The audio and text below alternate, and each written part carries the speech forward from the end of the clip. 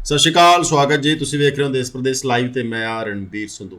Macro global company Canadian based company ਹੈ ਜੋ ਕਿ ਮੋਹਾਲੀ, ਖੰਨਾ ਤੇ ਕੈਨੇਡਾ ਦੇ ਵਿੱਚ ਆਪਣਾ ਆਫਿਸ ਆਪਰੇਟ ਕਰਦੀ ਹੈ। ਬਹੁਤ ਸਾਰੇ ਵਿਦਿਆਰਥੀ ਪੀਆਰ ਨੂੰ ਲੈ ਕੇ, ਟੂਰਿਸਟ ਵਿਜ਼ਟਰਸ ਨੂੰ ਲੈ ਕੇ, ਸਪਾਊਸ ਓਪਨ ਵਰਕ ਪਰਮਿਟ ਨੂੰ ਲੈ ਕੇ, ਜ਼ਿਆਦਾਤਰ ਜਿਹੜੇ ਨੇ ਸਟੱਡੀ ਨੂੰ ਲੈ ਕੇ ਇਹਨਾਂ ਕੋਲ ਜਾਂਦੇ ਨੇ ਔਰ ਆਪਣੀਆਂ ਸਮੱਸਿਆਵਾਂ ਦੱਸਦੇ ਨੇ ਔਰ ਸਮੱਸਿਆਵਾਂ ਦਾ ਹੱਲ ਲੈਂਦੇ ਨੇ। ਸਮੱਸਿਆਵਾਂ ਕਿਸ ਕਿਸਮ ਦੀਆਂ ਇਸ ਵਕਤ?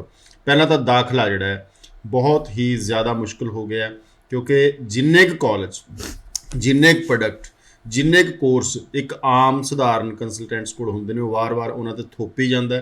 ਜਦੋਂ ਥੋਪਦਾ ਤਾਂ ਵੀਜ਼ਾ ਨਹੀਂ ਆਉਂਦਾ, ਜਦੋਂ ਵੀਜ਼ਾ ਨਹੀਂ ਆਉਂਦਾ ਤਾਂ ਫਿਰ ਵਿਦਿਆਰਥੀ ਜਿਹੜਾ ਕਨਫਿਊਜ਼ ਹੁੰਦਾ, ਕਦੇ ਇੱਧਰ ਦੌੜਦਾ ਕਦੇ ਉੱਧਰ। ਸੋ ਮੇਰੀ ਮੁੱਢਲੀ ਗੱਲ ਇਹ ਹੈ ਕਿ ਪਹਿਲਾਂ ਤਾਂ ਤੁਹਾਡੇ ਕੰਸਲਟੈਂਟਸ ਕੋਲ ਇਹ ਨੌਲੇਜ ਹੋਣੀ ਚਾਹੀਦੀ ਹੈ ਕਿ ਕਿਹੜੇ ਪ੍ਰੋਵਿੰਸਿਸ ਦੇ ਵਿੱਚ, ਕਿਹੜੇ ਕਾਲਜ ਔਰ ਯੂਨੀਵਰਸਿਟੀਆਂ ਦੇ ਵਿੱਚ ਕਿਹੜੇ ਕੋਰਸਿਸ ਤੁਹਾਡੇ ਲਈ ਸੁਈਟੇਬਲ ਨੇ।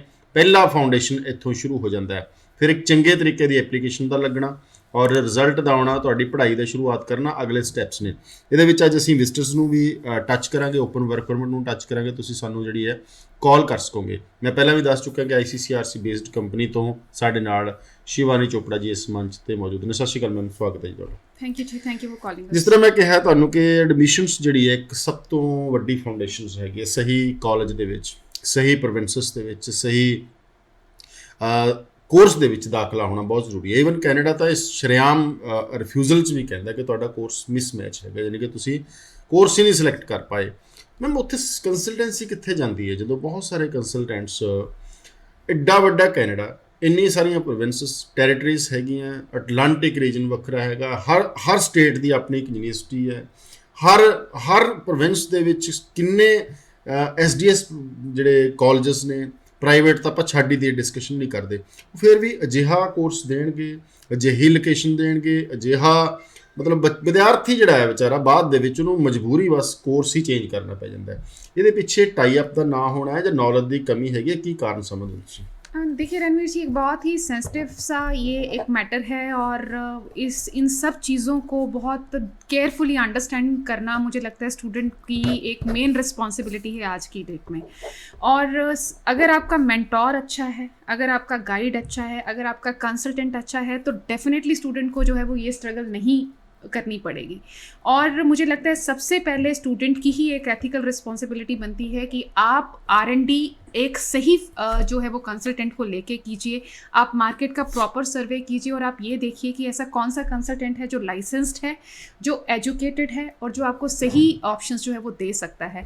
मैं आगे इसको इलेबोरेटिव तरीके से आंसर देने से पहले ये चीज़ बता दूं कि हमें लोकल स्ट्रीट साइड जो वेंडर्स हैं उन पे सिर्फ इस वजह से ट्रस्ट नहीं करना चाहिए कि वो हमारे जान पहचान वाले हैं और हमारी अप्रोच में हैं, हमें ट्रैवल नहीं करना पड़ेगा, हम फीस वीज़ा के बाद पे कर सकते हैं। सो ये जो अट्रैक्शंस हैं इससे आपको जो है वो अपने आप को प्रिवेंट करना चाहिए। जो सही लॉजिकल एडवाइस है उसी के थ्रू जाना चाहिए। और मैं ये चीज़ बता दूं कि हाई कमीशन की तरफ से या IRCC गवर्नमेंट की तरफ से बार बार ये चीज़ रिकमेंड की गई है और बहुत सारे ऐसे प्लेटफॉर्म्स हैं जिसके थ्रू स्टूडेंट को अवेयर किया जाता है कि आप अपनी एप्लीकेशन लाइसेंस्ड यानी ICCRC कंसल्टेंट या आपकी जो काउंसलिंग है वो कनाडा कोर्स ग्रेजुएट के थ्रू होनी चाहिए ताकि आपको सही एडवाइस मिल सके। सो जब आप एक सही मेंटोर के थ्रू अपनी एप्लीकेशन लगाओगे तो ऑब्वियसली आपको ये स्ट्रगल नहीं करना पड़ेगा कि क्या आपका कोर्स रेलिवेंट है, क्या कॉलेज गवर्नमेंट कॉलेज है, क्या आप जो एडमिशन लेने के लिए क्वालिफाई करते हैं या नहीं करते हैं, या कौन से एक लिमिटेड शेल में आपको जो है वो नहीं डाला जाएगा, आपको पूरा जो कनाडा है उसका एक्सपोजर दिया जाएगा। इतनी सारी प्रोविंसेस हैं, इतने सारे कॉलेजेस हैं, इतनी यूनिवर्सिटीज़ हैं। अगर आपको सही एडवाइस मिलेगी तो आप उस तरीके से अपने प्रोफाइल को रेडी कर पाओगे और उस तरीके से क्वालिफाई करके ओवरऑल फेडरल लेवल पे अपनी एप्लीकेशन के लिए एलिजिबल हो पाओगे। सो मुझे ये चीज़ कहनी है कि एक ब्लाइंड होके जो है वो अपने करियर का डिसीजन नहीं लेना चाहिए। थोड़ा स्मार्ट तरीके से बिहेव करना चाहिए, वाइज तरीके से अपनी एप्लीकेशन को कैलकुलेट करना चाहिए और करवाना चाहिए। सो ये तभी हो पाएगा अगर आप किसी लाइसेंस्ड कंसल्टेंट को अप्रोच करेंगे। और जैसा आपने बात किया है कि टाई अप है या नहीं है, सो जब आप एक लाइसेंस्ड कंसल्टेंट को अप्रोच करते हैं, that particular license holder is educated one, जिसने इमिग्रेशन की एजुकेशन की है, जिसने कनाडा के एजुकेशन सिस्टम को समझा है, उसको अच्छे तरीके से डीपली अंडरस्टैंड किया है, सो ऑब्वियसली वो क्वालिफाई करता है डायरेक्ट टाइप्स को लेके। सो आपका जो लाइसेंस्ड कंसल्टेंट होगा उसके डेफिनेटली डायरेक्ट टाइप्स होंगे जो भी कॉलेजेस यूनिवर्सिटीज हैं कनाडा में डिफरेंट प्रोविंसेस में उनके साथ, और ऐसे केस में कंसल्टेंट को डायरेक्ट पोर्टल्स जो हैं वो इशू किए जाते हैं कॉलेजेस की तरफ से, जहाँ पे मिनट टू मिनट अपडेट होता है आपके कोर्सेज का, आपके सीट्स अवेलेबिलिटी का, आपके एडमिशन रिक्वायरमेंट्स का। सो ये चीज़ मैंने इतने डिटेल में एक्सप्लेन इसीलिए की है ताकि स्टूडेंट ये चीज़ समझ सके कि आप एक लिमिटेड शेल में अपने आप को ना रख के एक पूरा एक्सपोजर आप दीजिए। आप जब भी अपना कनाडा का एप्लीकेशन करना चाहते हैं लाइसेंस्ड कंसल्टेंट को अप्रोच कीजिए ताकि आपकी एडमिशन जो है वो सही रूट से प्रोसेस हो, रेलिवेंसी को ध्यान में रखा जाए, गवर्नमेंट कॉलेजेस के ऑप्शंस आपको दिए जाएं। मैं ज़रूर एक और चीज़ बता दूं कि कनाडा का एजुकेशन सिस्टम बहुत ही वाइडर एजुकेशन सिस्टम है। हर ट्रेड टेक्निकल लेवल की एजुकेशन, हर स्ट्रीम की एजुकेशन, हर स्टेटस पे आपको जो है वो ऑफर की जाती है, और कनाडा आपको एक्सपेंसिव से लेके बेसिक से लेके इकोनॉमिक एजुकेशन ऑफर करता है। ऐसे बहुत सारे इंस्टीट्यूशंस हैं जहाँ पे आपको कम फीस वाले जो आप अगर आप टारगेट करते हैं कि ਇੰਸਟੀਟਿਊਸ਼ਨ ਤੇ ਜਾਣ ਤੋਂ ਪਹਿਲਾਂ ਮੇਰਾ ਇੱਕ ਮੋਟਾ ਜਿਹਾ ਸਵਾਲ ਇਹ ਹੈ ਕਿ ਤਕਰੀਬਨ 5 ਗੁਣਾ ਜਿਓਗ੍ਰਾਫਿਕਲੀ ਸਾਡੇ ਨਾਲੋਂ ਵੱਡਾ ਹੈ ਕੈਨੇਡਾ। ਜਦੋਂ ਅਸੀਂ ਪੰਜਾਬ ਦੇ ਵਿੱਚ ਬੈਠ ਕੇ ਜੇ ਕਿਸੇ ਨੂੰ ਉੱਤਰਾਖੰਡ ਜਾਂ ਉੱਤਰ ਪ੍ਰਦੇਸ਼, ਬਹੁਤਾ ਦੂਰ ਨਹੀਂ, ਸਟੇਟਾਂ ਸਾਡੇ ਨੇੜੇ ਹੀ ਨੇ, ਉਹਨਾਂ ਦੇ ਕਿਸੇ ਕਾਲਜ ਜਾਂ ਸਕੂਲ ਜਾਂ ਯੂਨੀਵਰਸਿਟੀ 'ਚ ਦਾਖਲਾ ਕਰਾਉਣਾ ਵਾ, ਸ਼ਾਇਦ ਸਾਨੂੰ ਨੌਲੇਜ ਨਹੀਂ ਹੈ। ਸਾਡੇ ਨਾਲੋਂ 5 ਗੁਣਾ ਵੱਡਾ ਕੈਨੇਡਾ, ਪਹਿਲੀ ਗੱਲ ਤਾਂ ਇਹ ਆ ਜਾਂਦਾ। ਫਿਰ ਉਹ ਇੰਟਰਨੈਸ਼ਨਲ ਐਜੂਕੇਸ਼ਨ ਪ੍ਰੋਵਾਈਡਰ ਨੇ, ਤਰ੍ਹਾਂ ਤਰ੍ਹਾਂ ਦੇ ਕਾਲਜਸ, ਤਰ੍ਹਾਂ ਤਰ੍ਹਾਂ ਦੇ ਕੋਰਸਿਸ, ਤਰ੍ਹਾਂ ਤਰ੍ਹਾਂ ਦੀਆਂ ਯੂਨੀਵਰਸਿਟੀਆਂ, ਪਤਾ ਨਹੀਂ ਕੀ ਕੁਛ ਹੈਗਾ। ਜਦੋਂ ਹੁਣ ਵਿਅਕਤੀ ਹੈ ਇੱਕ, ਮੰਨ ਲਓ ਸ਼੍ਰੀਲੰਕਾ ਤੋਂ ਆਉਂਦਾ, ਉਹ ਕਹਿੰਦਾ ਜੀ ਇੰਡੀਆ ਪੜ੍ਹਨਾ ਐਗਰੀਕਲਚਰ ਹੈ, ਪਹਿਲਾਂ ਤੁਹਾਨੂੰ ਸਟੇਟ ਹੀ ਨਹੀਂ ਲੱਭਣੀ। ਸਟੇਟ ਜੇ ਲੱਭਦੀਆਂ 2-4, ਮੰਨ ਲਓ ਪੰਜਾਬ ਲੱਭ ਪਿਆ, ਦਾਖਲਾ ਜਾ ਕੇ ਪਟਿਆਲੇ ਲੈ ਲੇ, ਹੈ ਤਾਂ ਪੰਜਾਬ ਹੀ, ਅਤੇ ਉਹ ਵੀ ਮਾੜਾ ਹੋ ਗਿਆ। ਸਿਟੀ ਵੀ, ਪ੍ਰੋਵਿੰਸ ਤਾਂ ਗਲਤ ਚੁਣਨਾ ਹੀ ਚੁਣਨਾ, ਅੱਗੇ ਸਿਟੀ, ਫਿਰ ਅੱਗੇ ਤੁਸੀਂ ਚਲੋ ਲੁਧਿਆਣਾ ਵੀ ਲੱਭ ਲਿਆ ਕਿ ਲੁਧਿਆਣਾ ਜੇ ਤੁਸੀਂ PAU ਪੰਜਾਬ ਐਗਰੀਕਲਚਰ ਯੂਨੀਵਰਸਿਟੀ ਨਹੀਂ ਸੂਟੇਬਲ ਲੈਂਦੇ ਤਾਂ ਤੁਹਾਡੇ ਕੋਲ ਇੱਕ ਸਭ ਤੋਂ ਚੰਗਾ ਇੰਸਟੀਟਿਊਸ਼ਨ ਤੁਹਾਡੇ ਹੱਥ 'ਚ ਨਹੀਂ ਆਉਂਦਾ। ਸੋ ਮੈਂ ਕਹਿ ਰਿਹਾ ਕਿ ਇੱਕ ਵਿਦਿਆਰਥੀ ਤਾਂ ਦੇਖੋ ਵਿਚਾਰਾ ਚਲਾ ਜਾਂਦਾ ਕੰਸਲਟੈਂਟ ਕੋਲ। ਹੁਣ ਕੰਸਲਟੈਂਟਸ ਕਹਿਣਾ ਨਹੀਂ ਚਾਹੀਦਾ, 80% ਅਜਿਹੇ ਨੇ ਜਿਨ੍ਹਾਂ ਨੂੰ ਪੂਰਨ ਤੌਰ 'ਤੇ ਦਾਖਲਾ ਕਰਾਉਣ ਦੀ ਨੌਲੇਜ ਨਹੀਂ ਹੈ, ਨਾ ਇੰਸਟੀਟਿਊਸ਼ਨਸ ਦੀ, ਨਾ ਕੋਰਸਿਸ ਦੀ, ਨਾ ਕਿਸੇ ਪ੍ਰੋਵਿੰਸਸ ਦੀ। ਤਾਂ ਵਿਦਿਆਰਥੀ ਕੀ ਸਵਾਲ ਪੁੱਛੇ, ਕੀ ਰਿਸਰਚ ਕਰੇ, ਗੂਗਲ ਹੀ ਰਹਿ ਜਾਂਦਾ ਉਹਦੇ ਕੋਲ। ਫਿਰ ਤਾਂ ਵਿਚਾਰੇ ਕੋਲ ਲੱਭਣ ਨੂੰ ਕੀ ਪੈਰਾਮੀਟਰ ਹੋਣੇ ਚਾਹੀਦੇ ਨੇ ਕਿ ਮੈਂ जिस कंसल्टेंट को आया, जिस कॉलेज में दाखला मिल रहा है, मैं ठीक जा रहा हूँ उस रास्ते पे।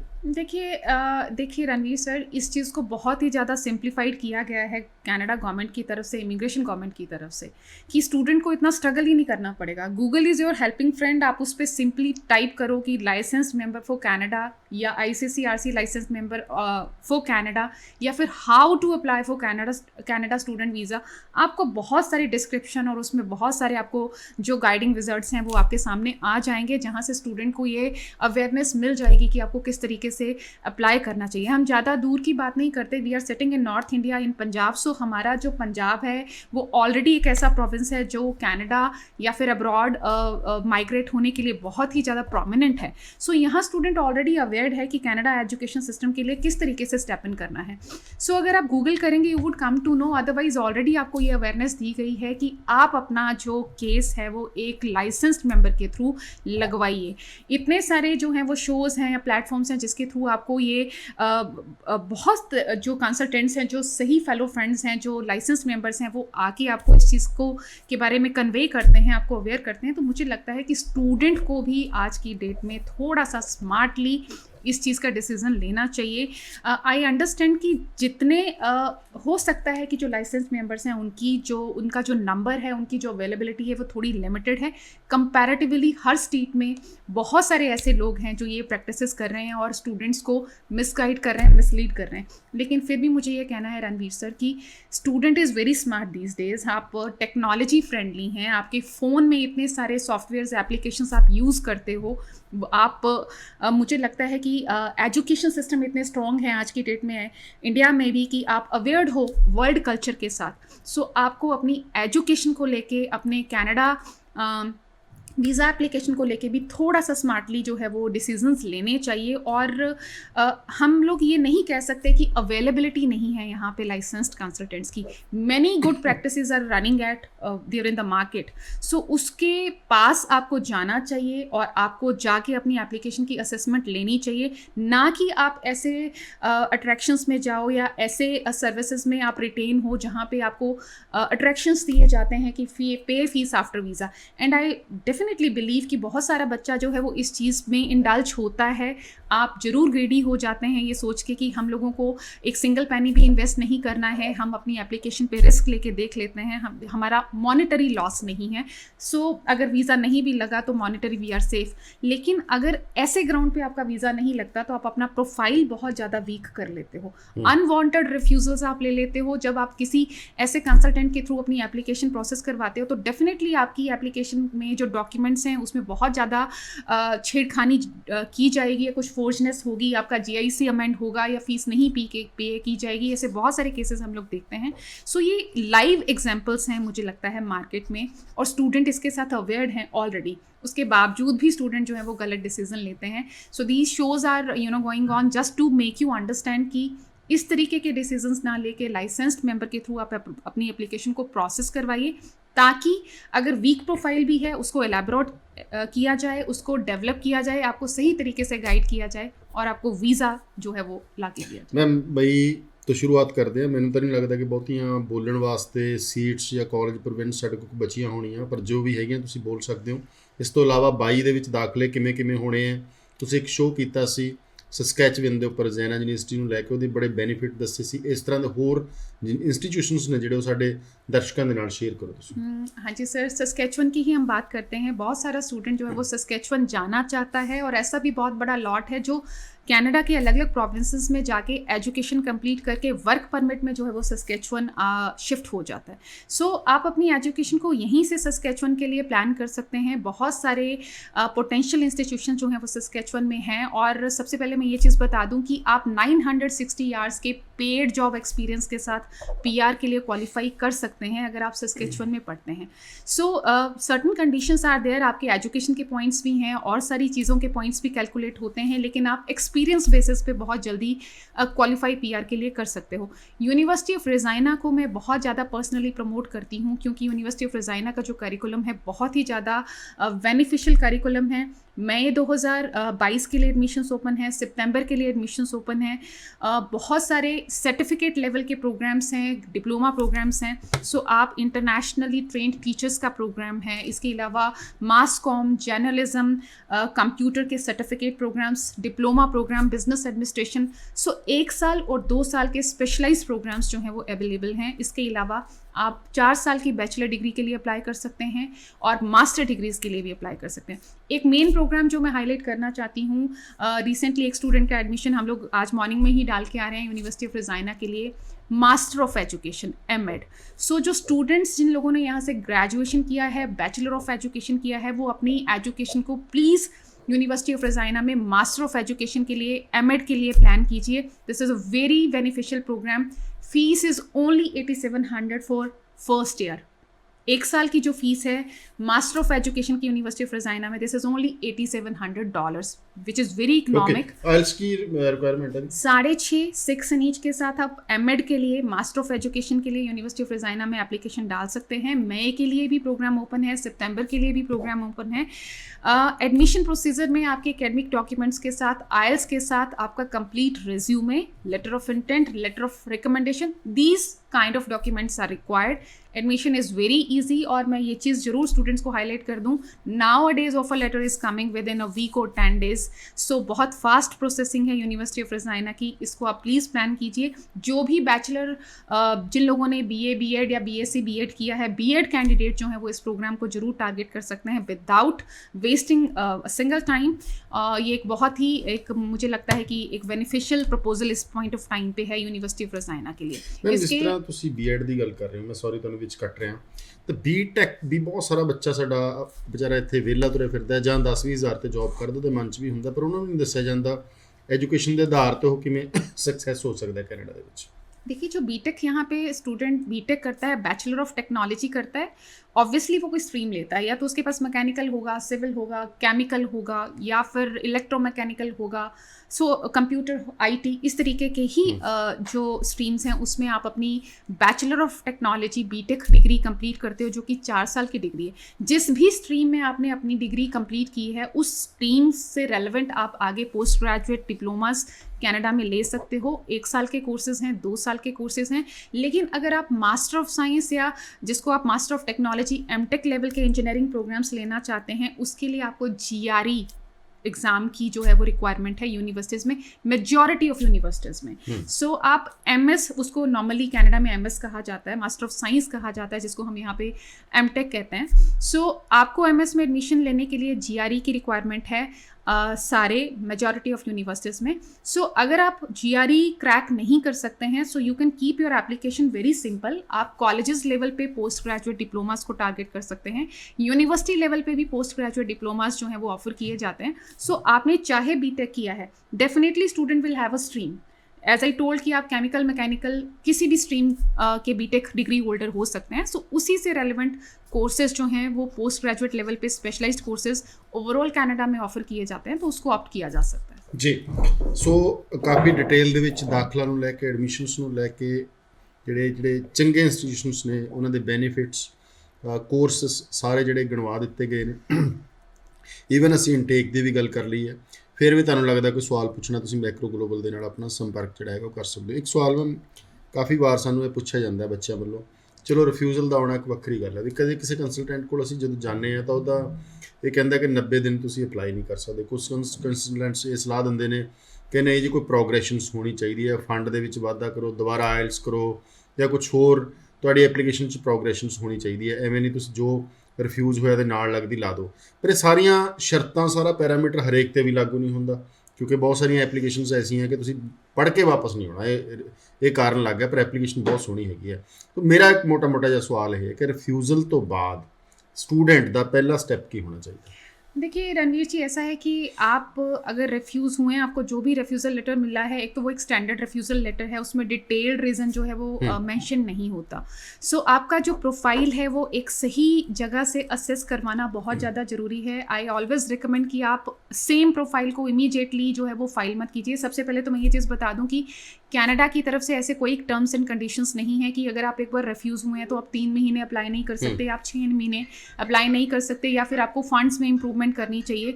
Canada does not ask you कि आप अपने फंड्स जो हैं वो दिखाएं, किसी भी चेकलिस्ट में रिक्वायरमेंट नहीं है।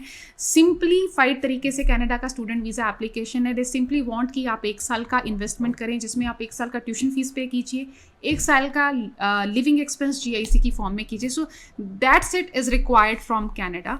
सो इसके अलावा अगर आप रेफ्यूज़ होते हैं, इमीडिएटली आप सेकेंड टाइम बिना किसी एक्सपर्ट असेसमेंट के अपनी एप्लीकेशन को फाइल मत कीजिए।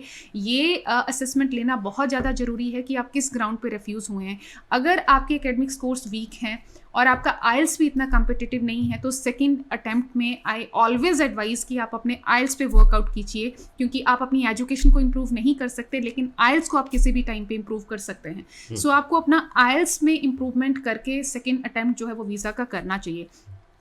If the case is proficient, जहाँ पे एजुकेशन भी अच्छी है, आइल्स भी अच्छा है, समहाउ ऐसे केसेस भी हम लोग देखते हैं जहाँ पे कॉलेज कोर्स भी रेलेवेंट है, उसके बावजूद आपका केस रिफ्यूज़ हुआ है, तो डेफिनेटली मिस रिप्रेजेंटेशन की वजह से आपका जो गलती हो जाती है एप्लीकेशन पे कंसल्टेंट्स। देखिए ऐसा है सर कि बहुत सारे ऐसी प्रैक्टिसेस हैं, या हमारे भी बहुत सारे ऐसे लिंक्स हैं, बहुत सारे ऐसे फ्रेंड्स हैं जो ऐसे इस तरीके से सर्विसेज देते हैं, लेकिन they don't know how to process the application. सबसे बड़ा एक कन्फ्यूज़न तो इसी में रह जाता है कि नॉन STS और STS कैटेगरी GC की पोर्टल पे कैसे क्रिएट की जाएगी। सो ये बहुत सारी इस तरीके की बेसिक चीज़ें हैं जिसकी क्लैरिटी नहीं है टेक्निकल लेवल पे, और यही मेजर इश्यूज बन जाते हैं आपकी एप्लीकेशन की रिफ्यूज़ल में। जो एप्लीकेशन फॉर्म्स भी फिल किए जाते हैं, वेरी सेंसिटिव फॉर्म्स, जिसमें बहुत सारे ऐसे कॉलम्स हैं जिनको केयरफुली फिल करना या आपकी पर्सनल हिस्ट्री को सही तरीके से क्रिएट करना is really a very important task.